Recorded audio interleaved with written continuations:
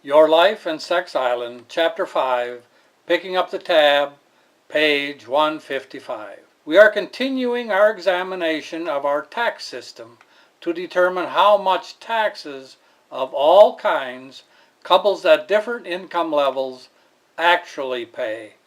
I'll give you one quick example of how the law grinders tax the wealth of the poor.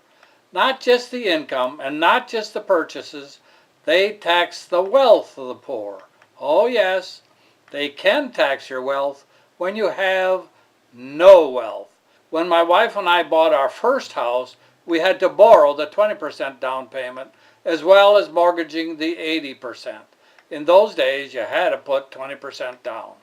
I was just out of school for 3 years, and we still had a bunch of college debt.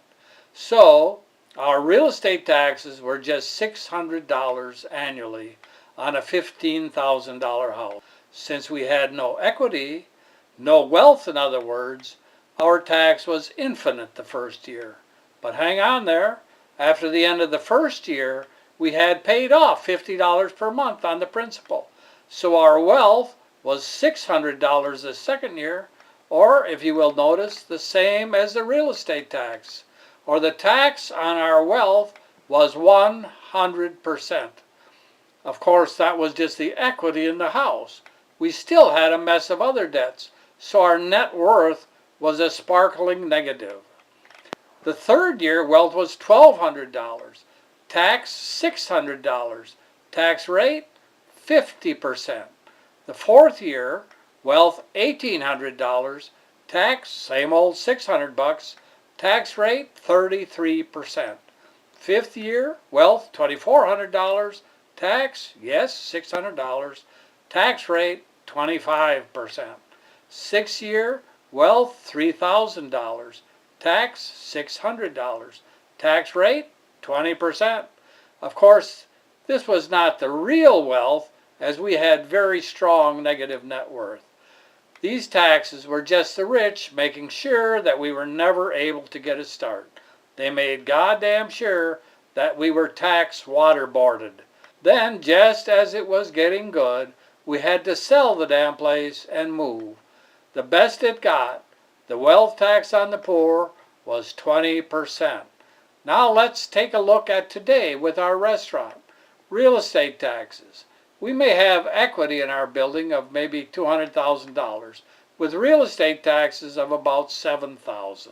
Tax rate on our wealth, about 3.5%. Personal property taxes, about $2,000. Value of personal property, maybe $20,000.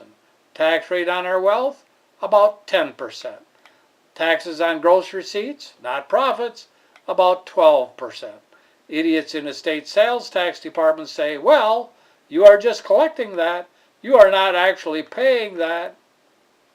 If they weren't stupid and lazy, they wouldn't be working for the state. If I suggested those kind of taxes be applied to the rich, I would promptly be called a communist. Anyone who suggested that the rich pay 10% on their wealth, as I have to pay, would be stomped on by the professional liars at the Wall Street Journal, Forbes magazine, the American Heritage Foundation, the Manhattan Institute, the Cato Institute, etc., etc., etc. Oh my gracious, you are an extreme socialist. You are a radical socialist. You just believe in that horrible spreading the wealth around. Oh my God, oh my God, oh my God, oh my God, you are a commie. Help, help, help! I am being attacked by a commie. Now, just for comparison purposes, let's see what the tax on the rich's wealth is. I don't need a specific example because we all know the tax on the rich's wealth is, it is zero. Zero. None, none, none at all. I'm not even going to listen to some stupid ass professional liar saying, well now, they own houses too. They own oceans in untaxed stock type wealth and own drops in taxed real estate wealth. Whereas all of our wealth was in that one little old house and our net worth was very negative. we had no wealth, yet we had 100% tax on the appearance of wealth. This is the rich making damn sure that the son of the town drunk doesn't have a leg up. Don't give someone who's not born rich an even break. Old slogan, never give a sucker an even break. Hang in there with me. You may learn some things that the professional liars don't want you to learn. I'll be back, unless they get me. Purchase the book now by clicking on the link in the description below.